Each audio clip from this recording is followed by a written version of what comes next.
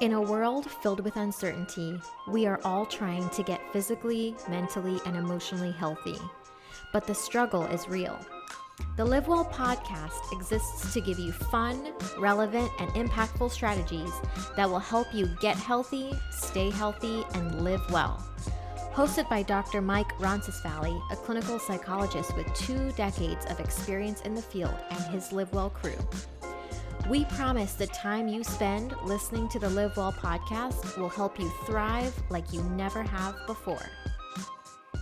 And welcome to the LiveWell Podcast. We are glad you're here today. We've got an awesome program for you. We've been talking for a good, 45 minutes about this topic today, and I think we're pretty excited about it. So we're going to talk to you about how to deal with pain.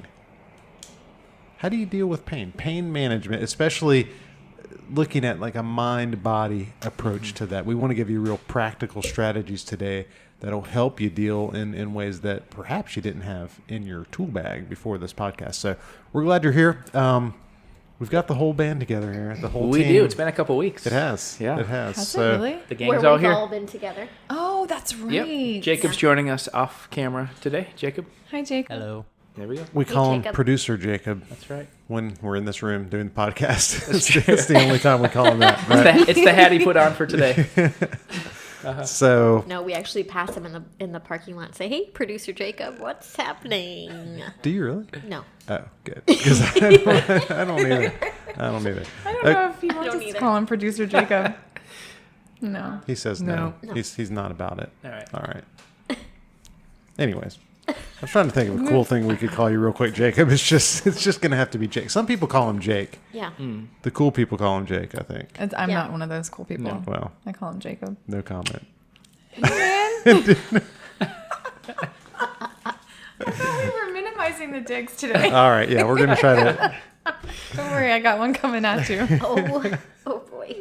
All right, so how do we do this? Pain.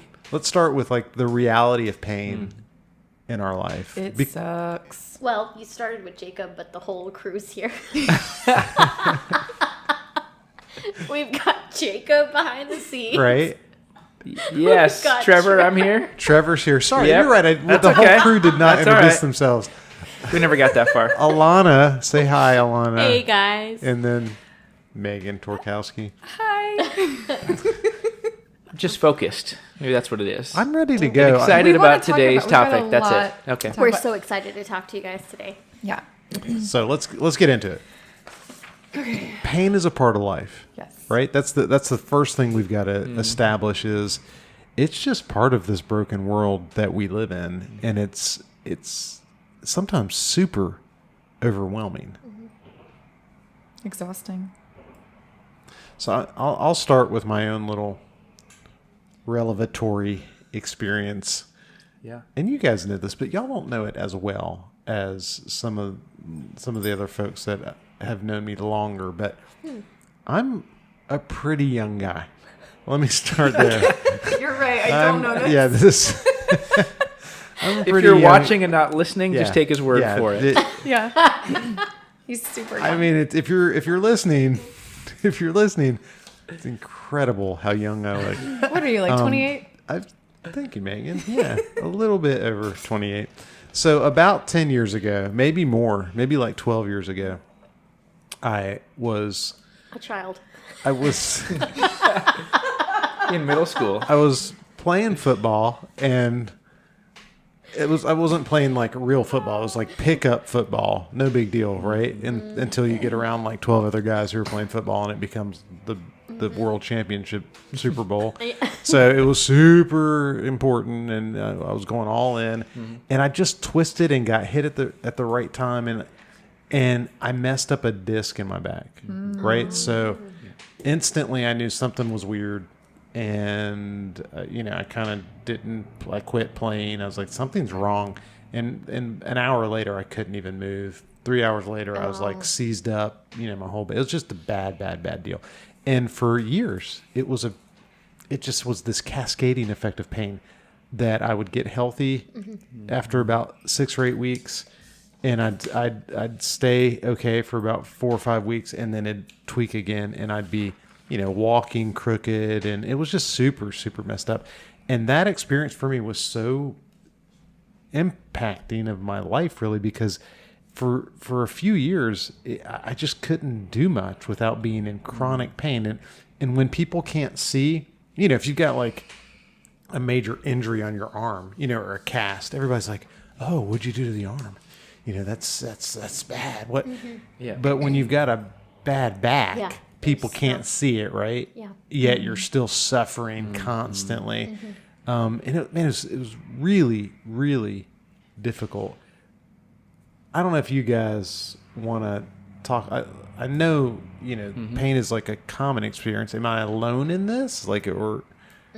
Absolutely not. Oh, I'm sure I say, who's up next? We all got a story. we right? all have a we story. really do. Yeah. Even Jacob behind the scenes has a story. Yeah. I think for most people, I think that having a herniated disc or something going on in their spine is back. very common. And some people don't ever have any symptoms of it, and it's just there, or a bulging disc or something like that. I have a herniated disc in my cervical spine. I got something going on in my lumbar spine. I don't know what that is right now, but I've been dealing with the chronic neck pain minimally since college, but really terribly and kind of immobilizing since for 10 years. Wow. So if I have like a neck spasm, I could be out for a week to 2 weeks because I just can't, like, you've seen me turn like this before and not really be able to move.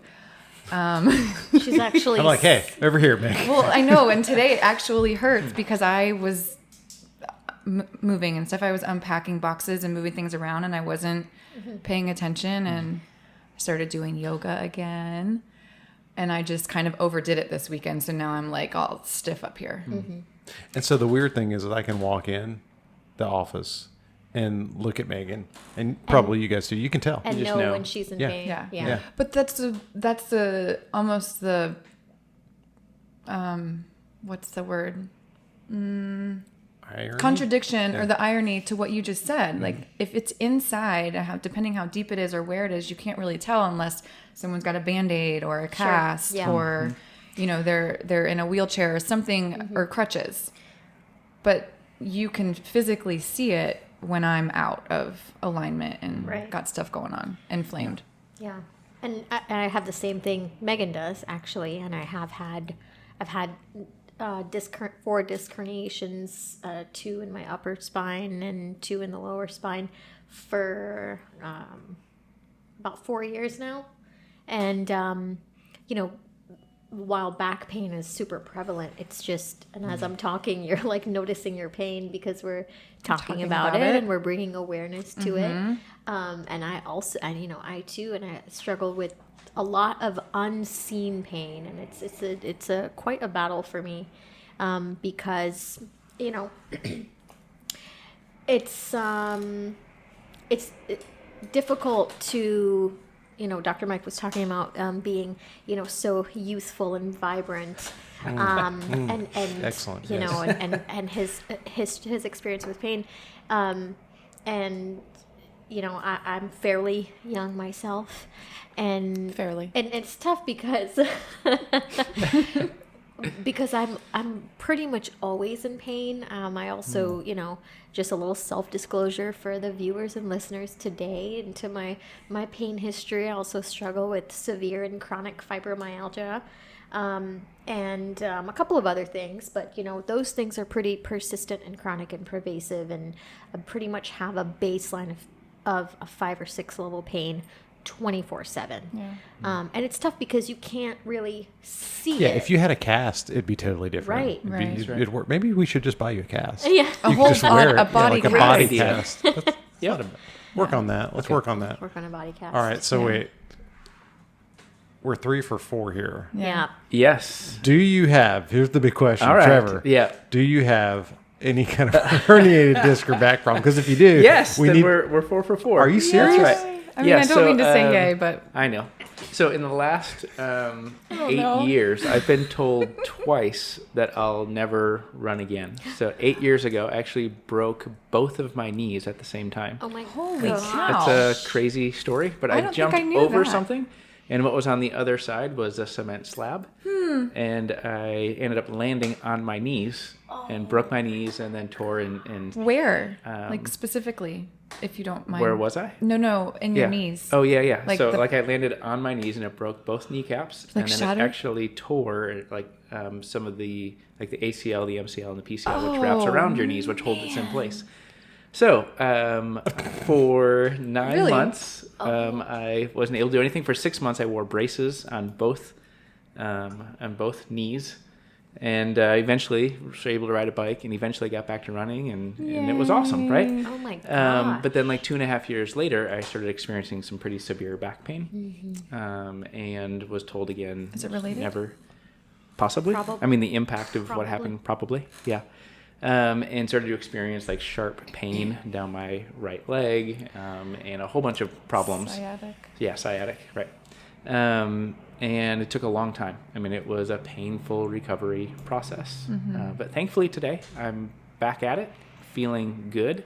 But there's still always this nervousness of when's it going to happen again? What am I going to turn wrong? gosh. Do something bad? just zzz, and you're stuck. And it will come back, right? Dr. Mike's Yeah. speechless right now. What it has done for me, though, and just hearing your stories, is it instantly gives me, we talked about this earlier, empathy, right? And Right. Oh, for understanding. sure. I'm like, oh, I get it. I understand. Been there. I know what you're talking about. Yeah. Yeah. Well, I have two things to say. Number one, your story just trumped mine like Everyone's. crazy. Everyone. Oh, like wow. that is nutso. Number one. So props to you for coming back from that. I'd still be, in a bed somewhere, I'm sure, waiting So for a it. nursing I do home. have a question about that. Do you Yep. still experience any pain in your knees when you're running? Because you still No. are a very avid runner. Right. Fortunately not. That's amazing. Unbelievable. Yeah. And you've had follow up Yeah. visual stuff like screenings and things, and Yeah. there's no scar tissue, There's scar tissue. but it's not painful. That's amazing. That's So really you're cool. bionic. Maybe. Maybe No. So you guys aren't twins after all. we're not. We found a difference. We found the difference. Oh, man. The second thing I want to say is, like, do we deserve each other or what? Seriously, this is like a major. We need to start a support group I was for gonna chronic say, pain. We do. Actually, before our podcast on Mondays, what you guys don't know is we're actually a chronic pain support group. Yeah. With each other. That's right. One another. All right, so I think we've established the fact that pain is a universal experience, and here I am sitting with you guys, and I really didn't know most of what you guys just said about what you've experienced in your body and the chronic nature of that pain. So I think if you're listening to this or watching this, more than likely there's something going on in your body that is similar, especially the older you get, the more likely it is that you've got chronic pain. Do we need to talk about like the idea of emotional pain? Is that a piece of the puzzle as well? I mean, chronic physical pain is very common. Emotional pain it's a part of life too, right? It is. Absolutely. Absolutely. And I think that they're very similar in nature as far as how we react or respond to pain in general, whether it's emotional or physical. There's a common denominator in all pain. And Right. it's our mentality behind the pain, whether Absolutely. it's physical or emotional. Yeah. Yeah. And so that's where we're going to get, right? Yep. All right. So here's what we've established. A lot of people deal with chronic physical pain. A lot of people deal with emotional pain. It's a part of life. It's just part of the brokenness of this world that we live in. What we want to do is transition to what do we do about it? Like how do people cope with this in a way that's actually going to make this palatable for them to deal with over time. So I thought it'd be cool if we could start with kind of the unhealthy ways that we deal with pain, because everybody deals with pain. That's right. It's just whether or not it's going to be healthy or unhealthy, right? Right. So Well, everybody has pain, not necessarily dealing with it. correct. It's And true. The yeah, choice 'cause- not to deal with it is a choice. Right. Right. You can avoid it or Yeah. turn away from it That's or it. pretend like it doesn't exist, but that's not the reality of the situation. And I forgot what I was going to say. Something Well, like I think what you guys are describing is the unhealthy ways to cope with pain. So it's like avoidance, isolating. You know, a lot of people when they feel bad, they just want to get away from people. It's kind of hard not to. right, because you don't want to be around people who are being active or enjoying life because you're inside miserable. You know, you're hurting, you're suffering. That's right. And some people aren't given the tools to learn how to, or people, they're conditioned to look at pain as a negative rather than a signal or your body trying to tell you something. That's the thing with pain, though. Pain is always a signal, Yeah. whether it's emotional or physical. Physical pain is your body trying to say, hey, pay attention. Something's happening here. I need you to check in. Yeah. It's like this alarm system, right? Right. And it triggers and goes off. Yeah. So we want to get away from it. We want to avoid the pain. We want to get away from people. We want to isolate ourselves. We want to anesthetize the pain, Good right? job. So we have a moment of... Yeah, go ahead, We Maggie. spent like 20 minutes earlier relearning how to say the word anesthetize. Anesthetize. Wait, did I just say it wrong again? No, you said it right. You said it right. Okay. Well done. I don't So know what they- happened. We all just went blank. We went blank, but the good news is 2 out of 3 of us got it right. So the idea is we want to numb it. We want to numb wanna it, numb right? our We pain. want to just not feel it. We And don't- that's what a lot of people do with emotional pain in particular. Is just I'm Yeah. going to pretend. Well, it's a typical response, but that doesn't necessarily mean it's a healthy response or how we flourish in life. We've got to recognize that, hey, this is the typical response. It's aversion. We're Yeah. numbing. That this is how addiction is born, Right. which is a whole other topic, by the way. Yeah. But addiction is born out of the attempt to numb emotional pain or physical pain. That's right. You know, but now that we know that that's typical, we've got to talk about what's an unconventional and healthier Right. way to address pain. Right. The only thing I want to add to it is a lot of times we act out when we're in pain. And what I mean by act out Especially is... We're men. bad. What? Hold Oh, on one second. Bad behavior. Yeah, so We just Alana, drew go a line with right that. here. Where is this going?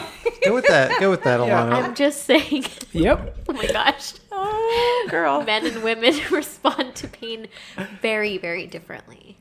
That's all I'm trying to say. You're just not woke. I'm seriously. I just can't believe you said that. I'm so offended. Are you offended by Absolutely. that? Yeah. No offense. She did just- try to politically correct, say we deal with it differently. Differently. Differently. So I'm just kidding. You're right. Guys, I think guys like anger more. Like I know I would much rather just be ticked off about something because it. ew, no. Oh no, yeah, I'd Well, because it makes me feel powerful. yeah, like I I'm do going to not do like to something. feel I can angry. get something done. Well, Yeah. there's like Yeah. a almost like a social norm behind when a man is in physical or emotional pain. It looks like anger. It's there because of the stigma. Surrounding behind it. vulnerability of Right. embracing or knowing there's something going on where you can't physically do the things you were Now, a woman's body strong enough to do. is kind of Yeah. created to Endure withstand and endure high high levels of pain Amounts of pain. in situations like childbirth and things like that. So our biology is very different. The way we respond to pain. Mike's mouth is open for those of you guys who can't see it. It's very He's just different. like in shock. I mean, childbirth is not that bad, right? Hey, all right. It's a joke. It's just a joke. Jacob, is this where they can comment below in our podcast? Crystal, if you're listening, Oh no. I did that for her benefit. I'm I sure you did. tell her that all the time. Oh man. So I think what we're describing is there are unhealthy ways to Yes. deal with this, and whether you're avoiding it or you're just trying to numb it out, or you're trying to isolate, or you're acting out, you're getting angry, your pain is coming out all over everybody else. Those kinds of things just don't work. They Right. just don't work. They actually end up making our pain worse, and we'll Worse. tell you why that happens It's related to suffering. Right. But let's kind of transition. Everybody knows what we do wrong. What can we do to start to cope with chronic pain in a healthier way? The key is accepting it. Accepting that it's a part of life. Just like there are moments of joy and happiness, there are going to be throes of discomfort and pain throughout life. Yeah. I have had to, I've responded in all the ways to all the pain, so I can speak to it. I can speak to the anger, I can speak to the empathy, I can speak to the mindfulness, and I can speak to the isolation and everything in between. But unfortunately, some of it was trial and error for me, and I'm still learning, but I'm learning to listen to the pain instead of trying to shut it up and shut it out. While aversion is a typical response to pain, as we just mentioned, when we're avoiding it or when we're engaging in aversion, we're not listening to what the pain is trying to say. Right. Whether it's saying stop, Slow down. rest, slow down, relax, you're going too fast, I can't handle this. Or it's saying check in, like, are you nourished? Are you hydrated? Did you eat? Like, you got to listen to what it's saying. Is it saying, did you get enough sleep last night? Right. And it sounds silly, but like, I talk to my pain. I'm like, all right, back. I hear you. I'm going to give you a break in a second, and I'm going to put some heat and cold compresses on you in a minute. But I really you have to listen to what it's trying to That's tell. what my massage therapist used to tell me. Really? Yeah. She'd say, speak to your back and tell him, thank you for protecting my disc or something like that. And I'd be like, I'll do that crazy. much later. Maybe never. But maybe it works. I talk to my strange, pain right? and my plants all the time. Yes. Neither of them respond. Interesting. Which That's is the probably best a good part. thing. That's right. Right? Verbally, Yeah. anyways. Yeah. My back is screaming right now on fire. So I'm like super excited. And she also uses sarcasm as a coping tool. Yes, I do. So let's see. That would be. That's right. It's one of the unhealthy behaviors. The avoidance. Yeah. You're avoiding it through sarcasm, right? Yes. Yes. Why, yes. Yes, I am. Yeah. And I'm trying to laugh so that I can get some like dopamine and serotonin going and just forcing a smile on my face. So part of it. So go ahead. Yeah. Travis. So one of the important things about accepting it is this idea of, just a little ago, I talked about this idea of control, or in this case, it feels like we're out of control, right? We don't choose pain.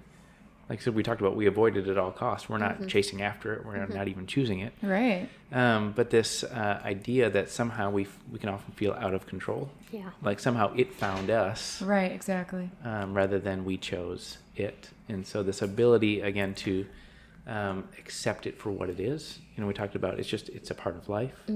But in the midst of that, again, this understanding of this acceptance of the, again, lack of control sometimes we feel about the pain we have. Direct correlation, for sure.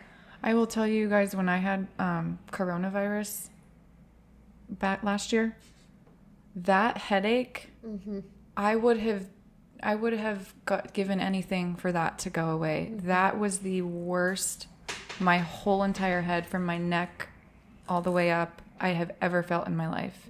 Like it felt like I asked, and I'm a relatively intelligent person, I actually asked the doctor if my brain would explode inside my head and start to ooze out my nose and mouth and eyes and ears. I was in so much pain that I verbally asked him that question, and he just looked at me and was like, We'll get you a psych consult. yeah, no, worry but for that's you. how much pain I was in that I Yeah. actually had to ask that question. In my head, it was logical to ask that That's so sad. because I was in so much pain.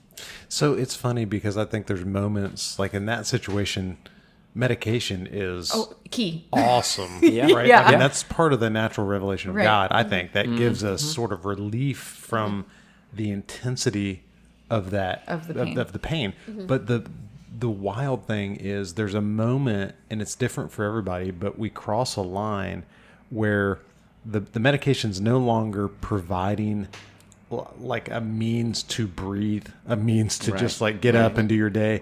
It becomes a mechanism by crutch. which we A want crutch, to, yeah. well, we want to Kickstand. avoid, right? Like it's the meds. Like there was a moment where I was like, well, I'm in pain.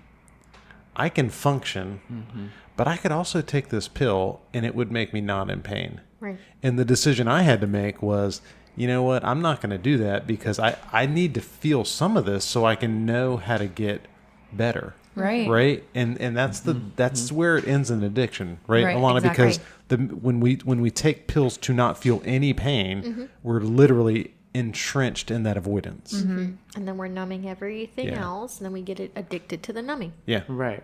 And what you just said about pinpointing it, or you said to feel it, feel where it is. Maybe I don't know if that's where you were talking about, but that plays into what we wanted to discuss next.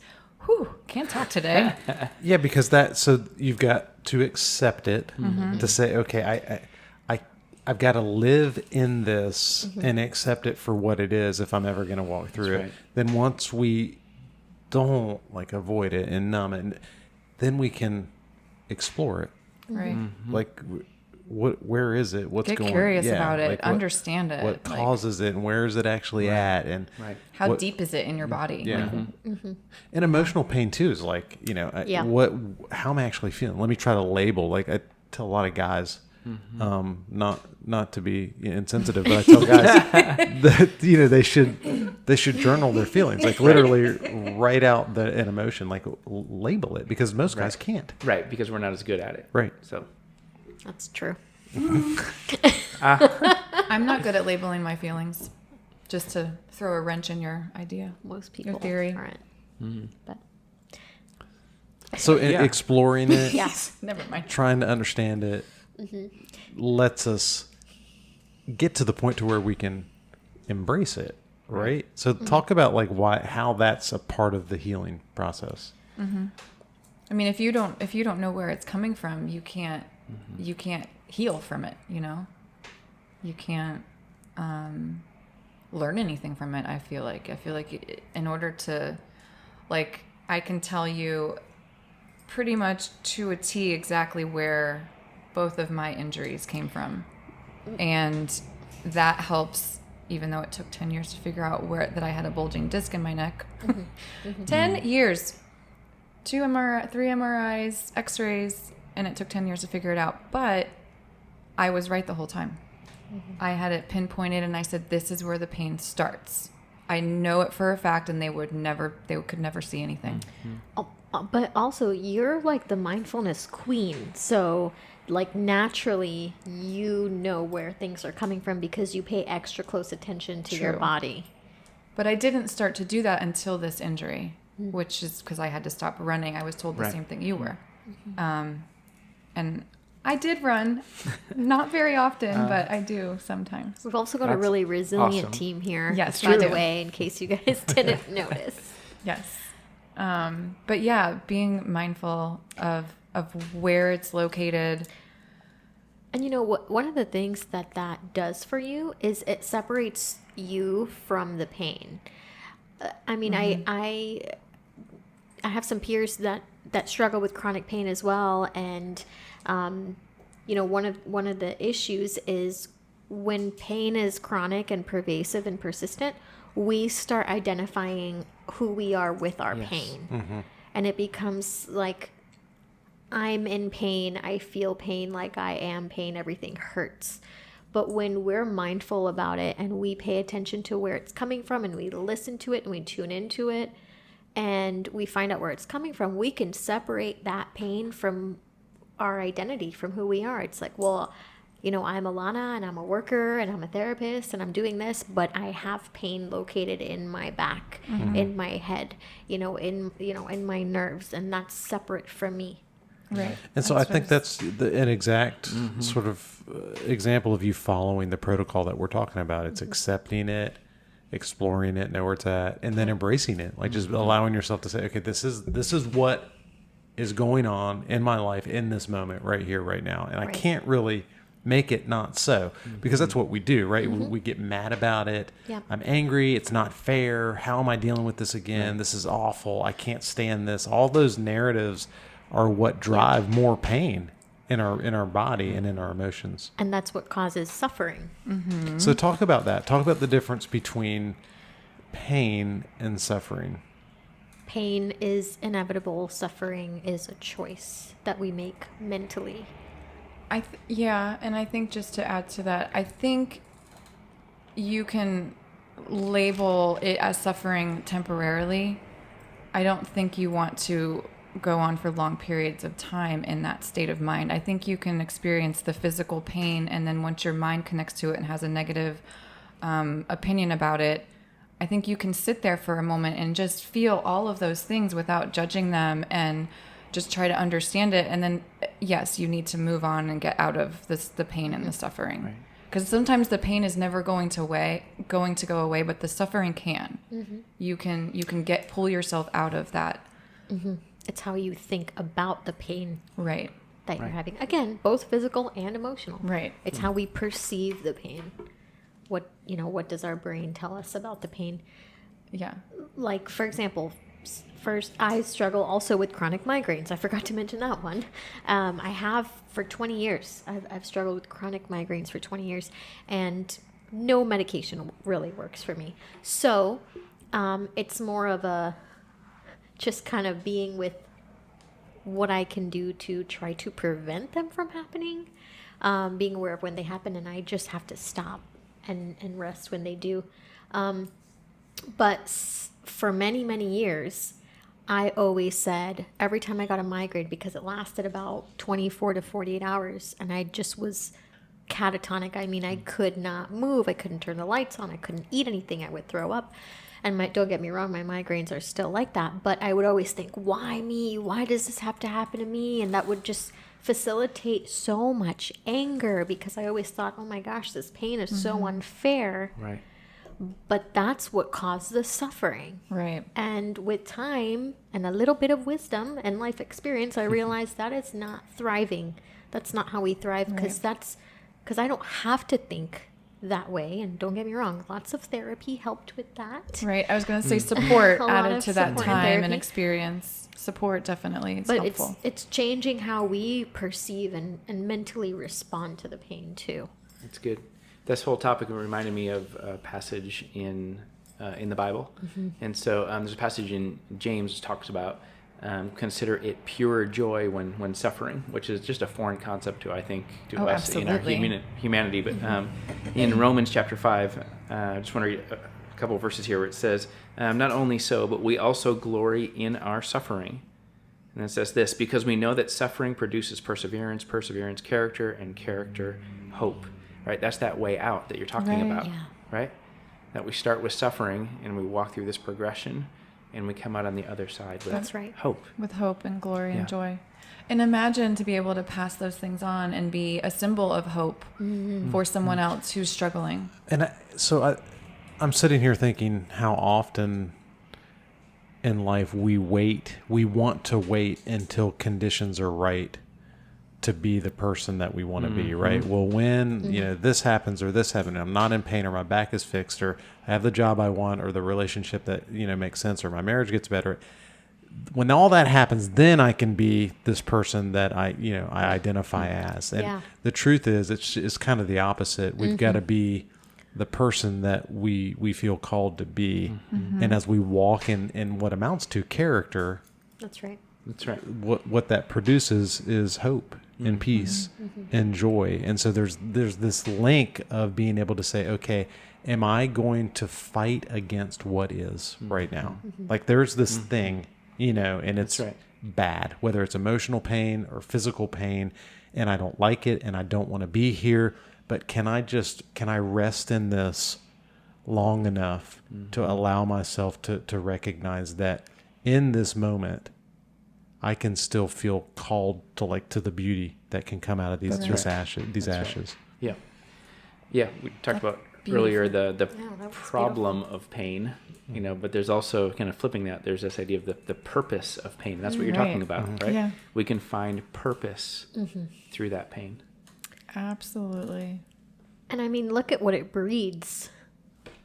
We're sitting at this table together. We're a group of people that have had lived experience through crazy amounts of physical pain that, can absolutely yield some mental and emotional distress.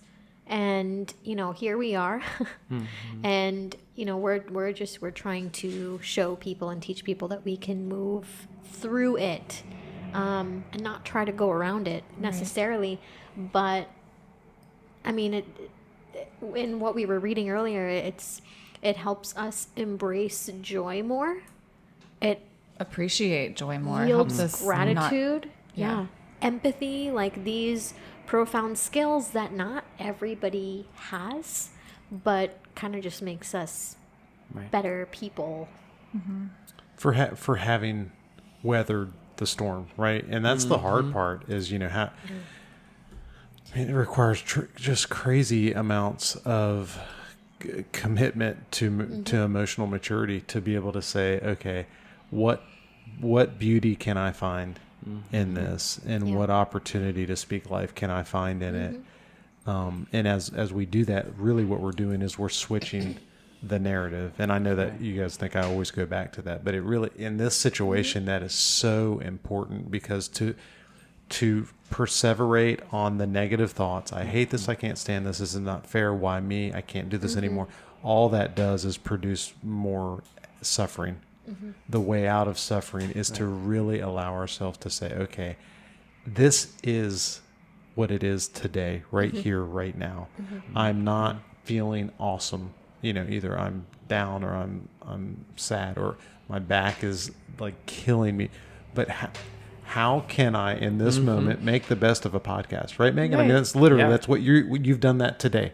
Right? How can I make the best of this moment right here, right now, accept what is, and look for ways to speak life into these guys that are going to watch or listen to what we're doing.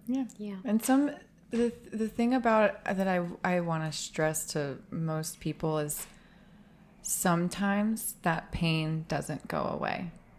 But like Alana said earlier, you can disconnect from it. It's not you as a whole being. You are not pain. A part of you is. And a part of you is in pain and experiencing this. But you can disconnect or detach from it. And I think that's really important, a part of what we can do in a healthy way to respond to pain.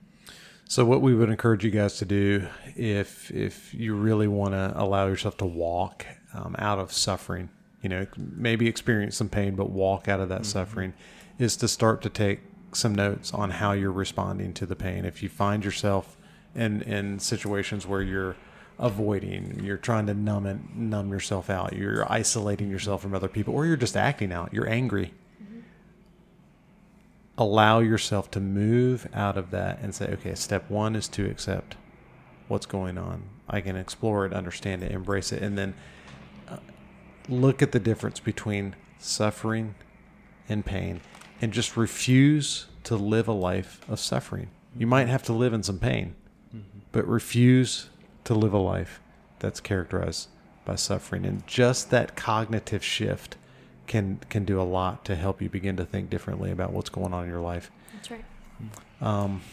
Man, there's so much more I think we could talk about. We've been at this for maybe 45 minutes, so we're gonna have to call it. We appreciate you guys being willing to be with us on this journey, for listening and watching. We want to hear your feedback. Give us any feedback you have in the comments. We'll do our best to get back to you. And I want to tell you about some things that we have at LiveWell Behavioral Health that can help you move out of situations. Because, guys, we're talking about things that are very difficult, right? It's super hard to be in chronic pain and to have the skill set to be able to think your way through it like this. And you don't have to do it alone. That's exactly what I was going to say, Alana. You don't have to do it alone. Yeah. We've got a team of people that are waiting to help you. With the pandemic, we can do lots of virtual therapy with people. So even if you can't leave your house, we've got people that can do telehealth with you and create goals and help you meet those goals. We have an actual coaching app that we can get you on called LiveWell Coaching, and LiveWell Coaching pairs some really cool technology with a real person on the other side of that technology that will give you accountability and affirmation and just help you get from where you're at to where you want to be. So whether you need therapy or coaching, whatever it is, we can help you figure that out. Just don't hesitate to contact us. You can go to our website, livewellbehavioralhealth.com. livewell-coaching.com is another location you can find information about our coaching product. And we'd love to hear from you. Love to help you in any way we can. So thank you. Thank you for the opportunity to speak life into whatever's going on for you today. And on behalf of the LiveWell team here, we appreciate your time, and we'll see you next time. Thanks for listening. Bye. Bye.